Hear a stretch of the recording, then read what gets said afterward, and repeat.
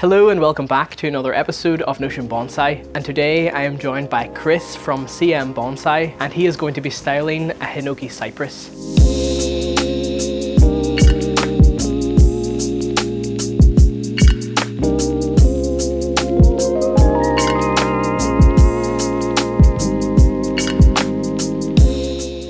Okay, my name's Chris Marshall. I've been doing bonsai about 7 years now nearly. I used to do a lot of painting in my spare time. That was my hobby. I used to paint a lot of animals. Myself and my wife were in a garden centre, and I just passed a little tree and I said that looks like it'll make a nice little bonsai. So I took it home, I did it, and then I went back and bought some more different trees, and I was halfway through a portrait of my daughter. It was actually as a present for her granddad, and I never picked up a paintbrush ever again after that. Once I started doing the bonsai, it was just all bonsai every day until I packed all my painting gear away. That's all gone up in my attic now, and now after work, straight out bonsai, weekends bonsai. I like deciduous trees, I like larch trees. Winter look of them without the needles, and then you get them in the summer, and I think they'd be my favourite. And today we're going to be working on this Hinoki Cypress. Chris and I were just walking through a couple of my bonsai benches, and Chris picked out this tree. Yeah, it's just a bit two-dimensional. We'll get the branches and we'll just turn them around and put some forward, some back, and just give it a bit more, open it up a bit. And now before we begin, the tools we'll be using in this video today are some twig cutters, branch cutters, wire cutters, and some gin pliers. And as always, if you're new to bonsai and you're just getting started, you don't need all of these specialized bonsai tools. You can get by with just a cheap pair of garden scissors or some secateurs, just whatever you have at your disposal to get a particular job done. You just want to make sure that whatever tools that you do have are clean and sharp. So today I'm really going to be giving Chris full reign over what he wants to do to this tree. But I just like, as you go along, just explain your thought process to each thing that you're doing. Okay, so the first thing we'll do is like that. We're going to keep this bottom branch and the sacrificial branch just to thicken up the trunk. This second branch here we'll take off because it's a bit low really, so we'll start with that. We could leave it a gin, but I don't think a gin down there would be too great.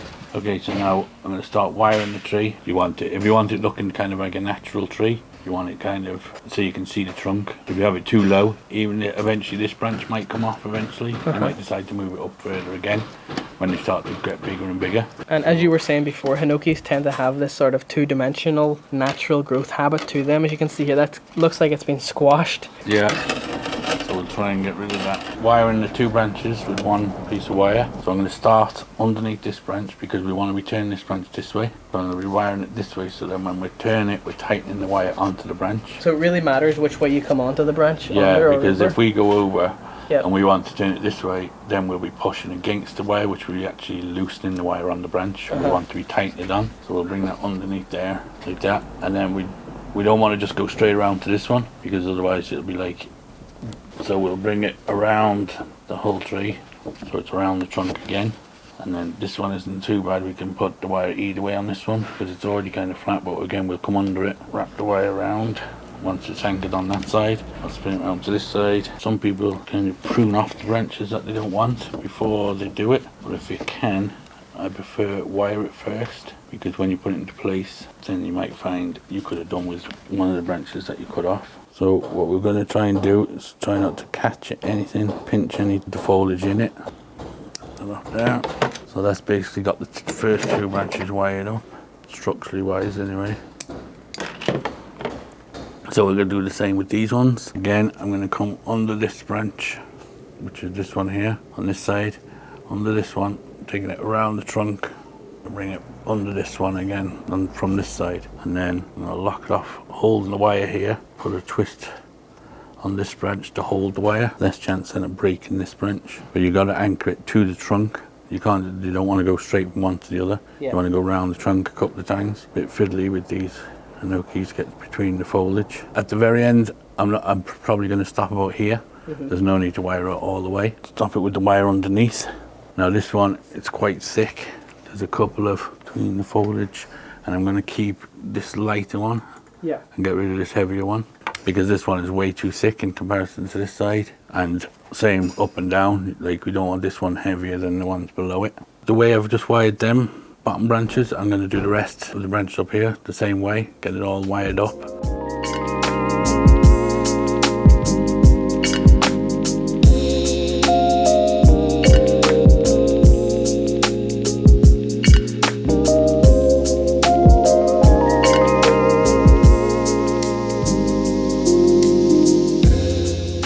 Okay, so we're kind of at the apex here. There's this side branch here. It's a bit heavy. It's too heavy to be up here. But for now, for the design of the tree, I'll leave it. We'll actually be using one of these in the future. So I'll also leave them. Normally you clean them out. For the design of today, I'll leave it. Although I want this tree to get bigger and thicker and taller, say you were happy with the height of this tree and you wanted to keep it this height, could you prune off the top? Could you have that thicker branch as the new leader? You could, yeah. My plan is probably going to be this one here as the leader. We'll bend these down, keep that as the new apex like that. I could use this one and keep this small one as the new apex altogether. Many options. Maybe, yeah, that's the thing. But we haven't too many, I suppose. But we'll trim them really short, you know, once we do it. Sometimes on these Hinokis, a lot of them, when you look at them, they do have like the odd heavy branch up high. I don't know why they do that, but they do. Now I'm going to just this one that's opposite it. I'm going to take out just so I can get the wire in. Do you want to tell them like where you're from in Ireland? Yeah, I'm from right down the south bottom of Ireland, basically down in Cove. It's an island down in County Cork. I've literally travelled the entire length of Ireland to come up to here to see Adam. Do you live on an island? It's not like Cove is an island. You like sail out on a boat? No, it's a bridge. There's a bridge to it, like Fota, you know Fota. It's just like a little bridge over, which is a bit stupid really because it's the only way on the island. Right. So if anything happens and the Fota road is really windy with loads of trees. You're stranded then. And often things happen there, and then you can't get out off the island, and it's a disaster. There is a ferry you can get off as well, but that kind of takes you to a different part of the city then.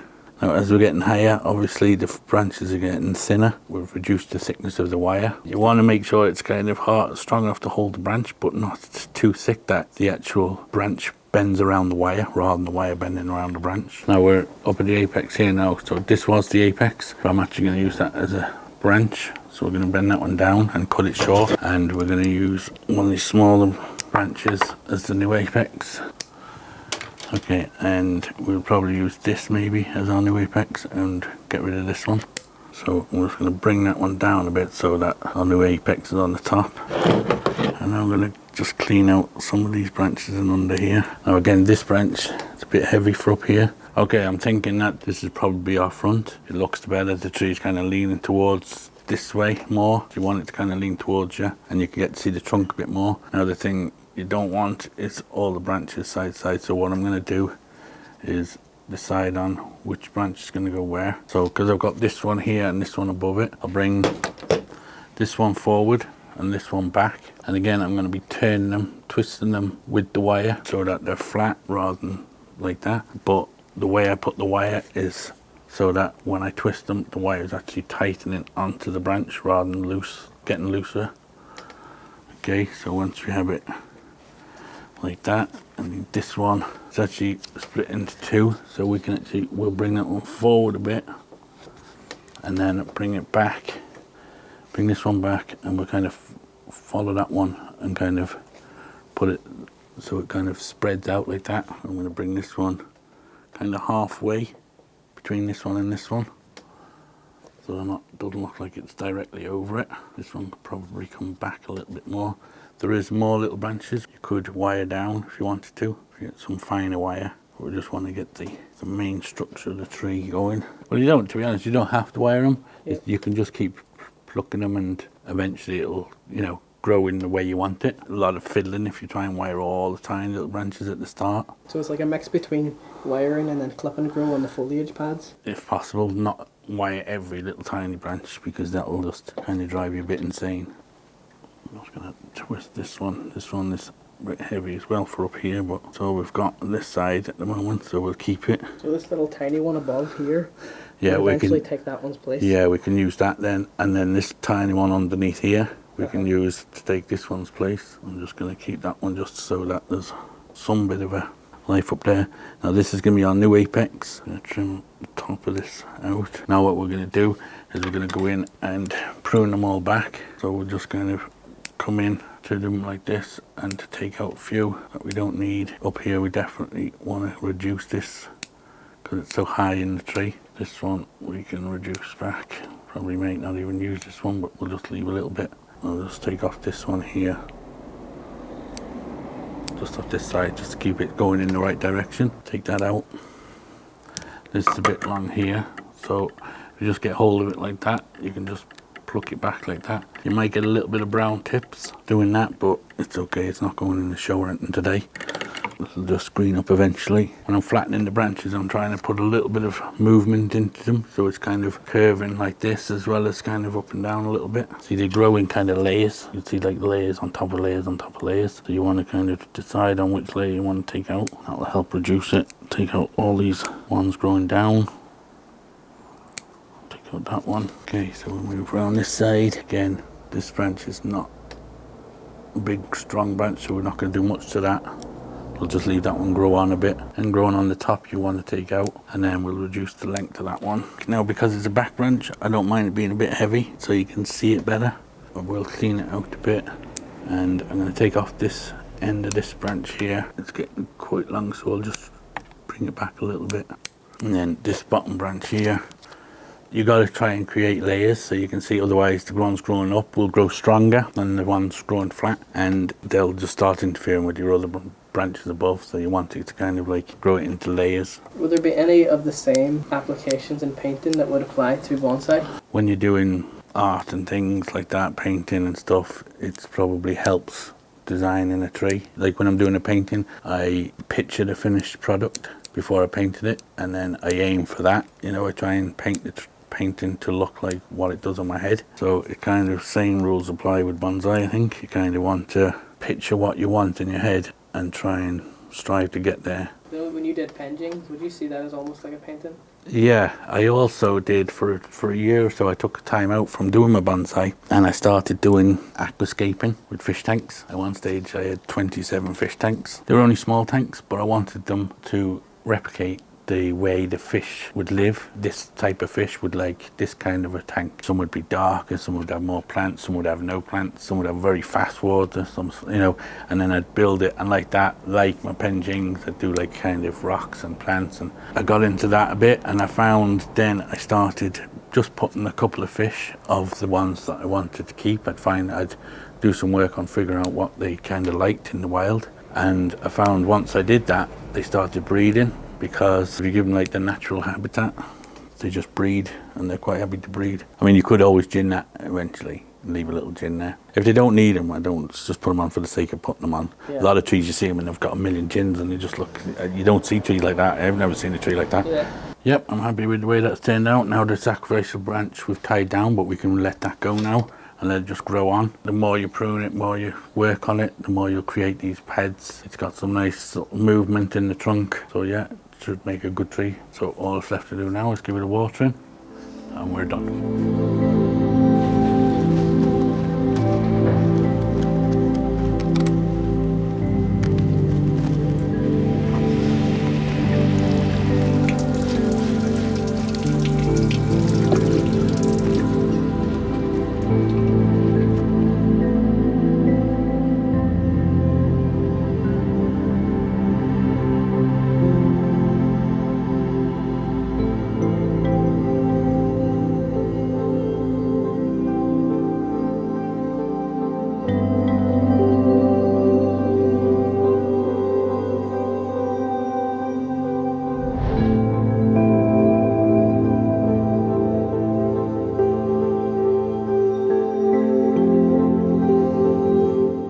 And there you guys have it. On that, I'm going to end off this video right here. Big massive thank you to Chris for coming down to the garden today and doing a demonstration on one of my trees. And remember to go over and check out Chris's channel. It is CM Bonsai. I'll leave a link to it in the description of this video. He's making some really cool bonsai trees and penjing over there. If you would like to support me and the things that I do on this channel, hit the thanks button down below. Or if you would like to become a channel member, hit the join button. That way you will get early access to new videos before they go out to everyone else, and you will get access to membership posts. If you'd like to keep up to date with everything that I do off camera, please follow me on Instagram. It's @NotionBonsai, and you can see all the things that I do on there. But on that, thank you so very much for watching.